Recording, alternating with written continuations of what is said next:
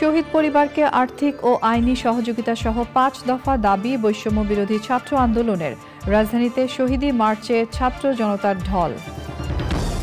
গণভবনকে জুলাই গণ অভ্যুত্থান স্মৃতি জাদুঘর করতে উপদেষ্টা পরিষদের সিদ্ধান্ত। কোনো ফ্যাসিবাদী দল এদেশে রাজনীতি করতে পারবে না ঘোষণা। এবং প্রধান নির্বাচন কমিশনার সহ ৫ কমিশনারের পদত্যাগ। বিভিন্ন কারণে ২০২৪-এ স্বচ্ছ নির্বাচন করা যায়নি বলে সিইসির মত।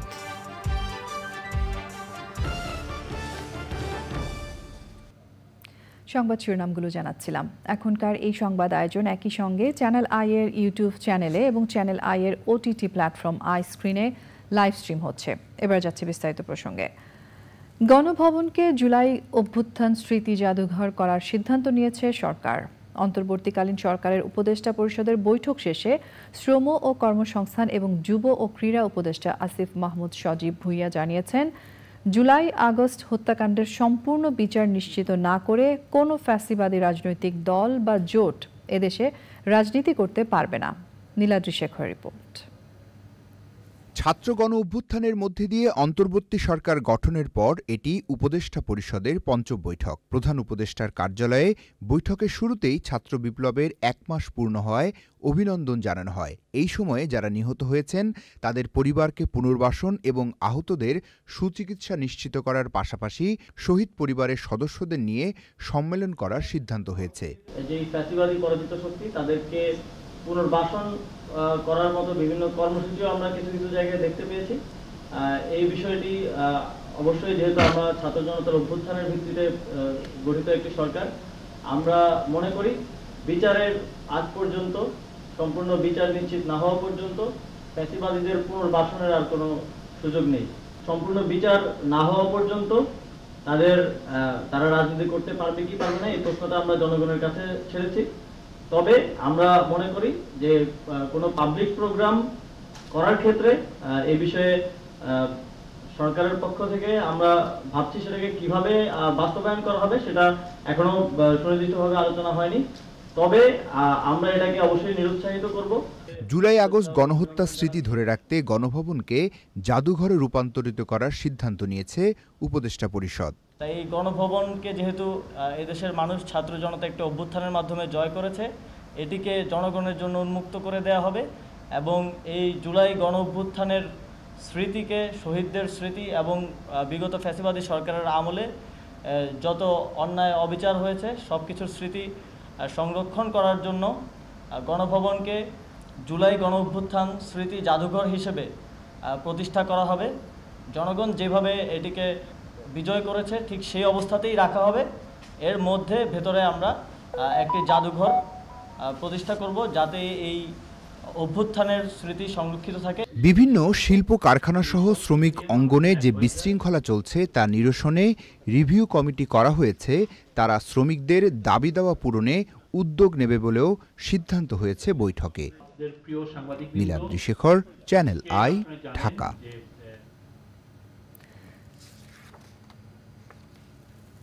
ছাত্র জনতার গণ অভ্যুত্থানের ১ মাস পূর্ণ হলো আজ। গণ অভ্যুত্থানে শহীদদের স্মরণে বৈষম্য বিরোধী ছাত্র আন্দোলনের আয়োজনে শহীদী মার্চে ছাত্র জনতার ঢল নামে। রাজধানীতে পদযাত্রা শেষে শহীদ মিনারের সমাবেশ থেকে শহীদ পরিবারের আর্থিক ও আইনি সহযোগিতা দেওয়ার পাশাপাশি ৫টি দাবি জানান বৈষম্য বিরোধী ছাত্র আন্দোলনের নেতারা।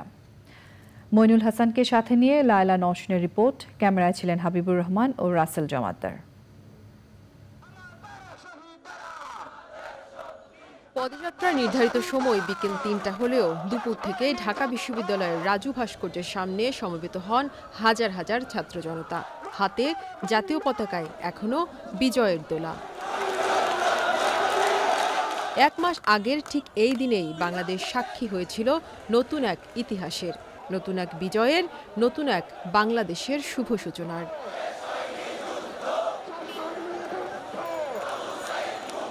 ছাত্র জনতার অভ্যুত্থানের মধ্য দিয়ে ৫ই আগস্ট শেখ হাসিনা সরকারের দীর্ঘ ১৫ বছরের দুঃশাসনের সমাপ্তি ঘটে।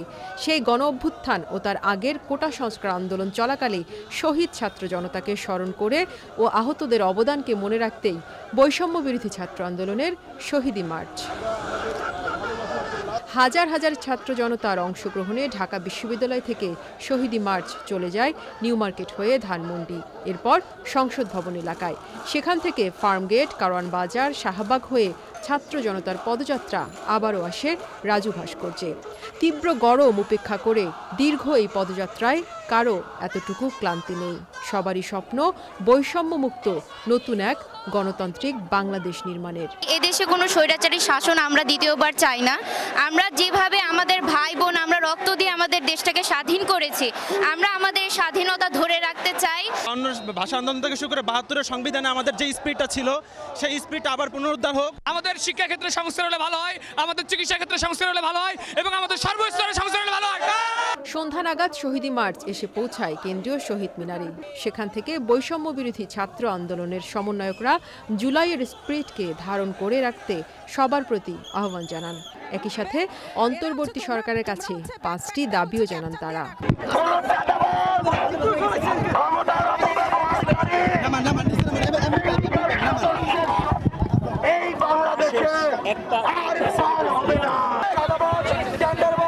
যারা আবার পুনর্গঠিত হচ্ছিল, আমরা আপনাদেরকে বলছি আপনারা 5 সেপ্টেম্বরকে মনে রেখে আপনারা পরবর্তীতে সিদ্ধান্ত নেবেন। এই 5 সেপ্টেম্বরে আপনাদেরকে ভাসিয়ে নিয়ে যাবে। শহীদ পরিবারদের আর্থিক ও আইনি সহযোগিতা দ্রুত নিশ্চিত করতে হবে।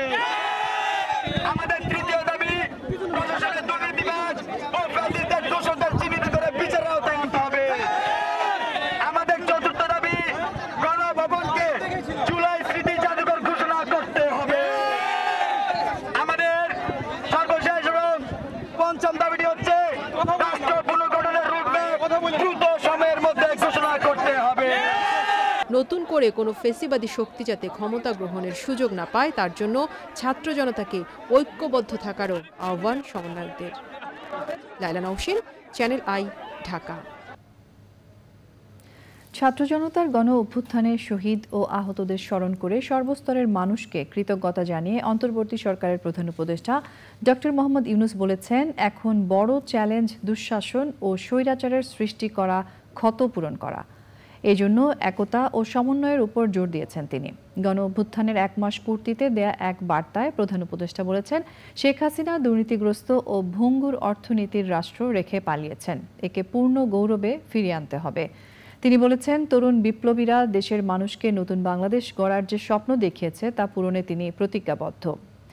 একই সঙ্গে প্রধান উপদেষ্টা তার বার্তায় স্পষ্ট করে উল্লেখ করেন, খুনিদের ফিরিয়ে আনা এবং স্বৈরাচার ও দুর্নীতিবাজদের পাচার করা অর্থ ফিরিয়ে আনা হবে। শিক্ষার্থীরা বিপ্লব পরবর্তী সময়ে অনেক গুরুদায়িত্ব পালন করেছে, তাই এখন তাদের ক্লাসে ফিরে যেতে বলেছেন প্রফেসর ইউনূস। দায়িত্ব পালনের 2 বছর 6 মাসের মাথায় পরিবর্তিত পরিস্থিতিতে 4 কমিশনার সহ পদত্যাগ করেছেন প্রধান নির্বাচন কমিশনার কাজী হাবিবুল আউয়াল। এরই মধ্যে তাদের পদত্যাগপত্র গ্রহণ করেছেন রাষ্ট্রপতি মোহাম্মদ শাহাবুদ্দিন। দলীয়ভাবে নির্বাচন অংশগ্রহণমূলক না হওয়ায় 2024 সালের সংসদ নির্বাচন বিতর্কিত হয়েছিল স্বীকার করে কাজী হাবিবুল আউয়াল বলেছেন, সদিচ্ছা থাকলেও বিভিন্ন কারণে স্বচ্ছ নির্বাচন দিতে অসমর্থ হয় কমিশন। শুধু নির্বাচন কমিশন পুনর্বিন্যাস না করে পুরো নির্বাচন ব্যবস্থার সংস্কারের পরামর্শ দিয়েছেন তিনি। শুধু পদত্যাগ নয়, নির্বাচন কমিশনের সদস্যদের বিচার দাবি করেছে বিএনপি। দলের নেতারা বলেছেন, প্রহসনের নির্বাচনের কারণে তাদের কাঠগড়ায় দাঁড় করানো উচিত। বৈষম্য বিরোধী ছাত্র আন্দোলনের নিষ্ঠুরতার জন্য সাবেক প্রধানমন্ত্রী শেখ হাসিনাকে ভারত থেকে ফিরিয়ে এনে বিচারের মুখোমুখি করার উপর জোর দিয়েছেন অন্তর্বর্তী সরকারের প্রধান উপদেষ্টা ডক্টর মোহাম্মদ ইউনূস।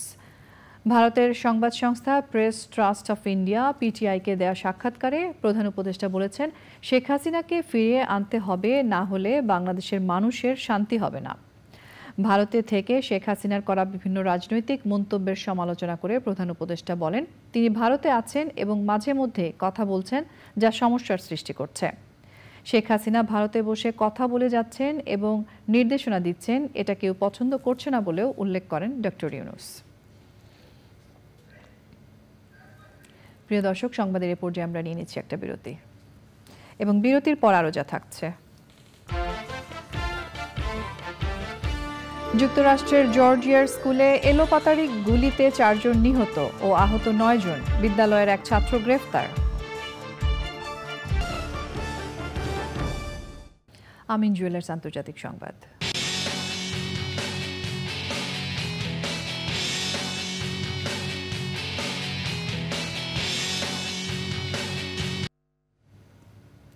যুক্তরাষ্ট্রের জর্জিয়ার একটি হাই স্কুলে এলোপাতাড়ি গুলিতে 4 জন নিহত হয়েছে, আহত হয়েছেন অন্তত 9 জন।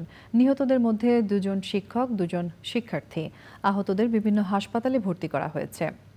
এই ঘটনায় কল্ট গ্রে নামে ওই স্কুলেরই 14 বছর বয়সী ছাত্রকে গ্রেফতার করা হয়েছে।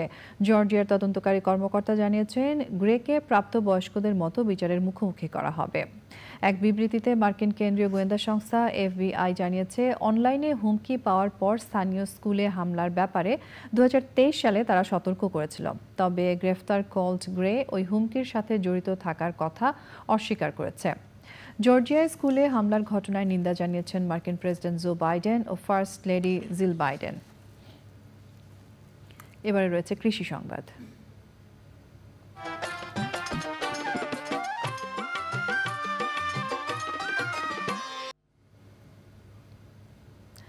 আনারস চাষ করে উৎপাদন খরচও উঠে আসছে না টাঙ্গাইলের মধুপুরের চাষিদের।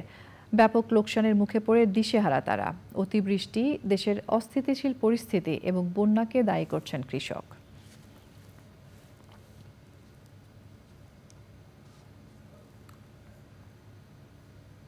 প্রকৃতি সংবাদ।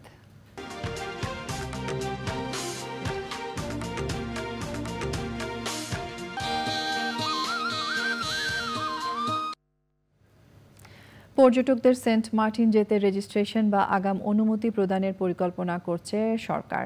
দ্বীপের পরিবেশ প্রতিবেশ রক্ষায় বিভিন্ন উদ্যোগ নেওয়া হয়েছে বলে জানিয়েছেন পরিবেশ অধিদপ্তরের মহাপরিচালক ডক্টর আব্দুল হামিদ। ইউনিডোর সহযোগিতায় সেন্ট মার্টিন দ্বীপে সিঙ্গেল ইউজ প্লাস্টিক ব্যবহার বন্ধে আয়োজিত সেমিনারে তিনি বলেন, পাহাড় কাটা ও জলাশয় ভরাটের বিষয়ে কোনোভাবেই ছাড় দেওয়া হবে না। সেমিনারে ইউনিডোর বাংলাদেশ প্রধান ডক্টর জাকিউজ্জামান সহ সংশ্লিষ্ট কর্মকর্তা, বেসরকারি উন্নয়ন সংস্থা, গণমাধ্যম কর্মী ও বিভিন্ন শ্রেণী পেশার প্রতিনিধিরা অংশ নেন।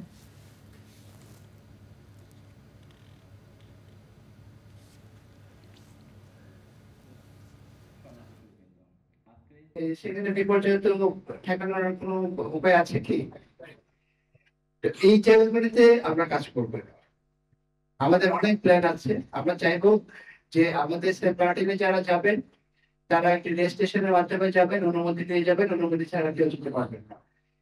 এই যে বিষয়গুলি আস্তে আস্তে এগুলি আসবে। আমরা একদিনে সেটা করে ফেলতে পারবো তা না। আমরা যেটি করা শুরু করতে চাই, যেটি শুরু করার জন্য শুরু হয়েছে অলরেডি। এবারে রয়েছে এক্সিম ব্যাংক বাণিজ্য সংবাদ।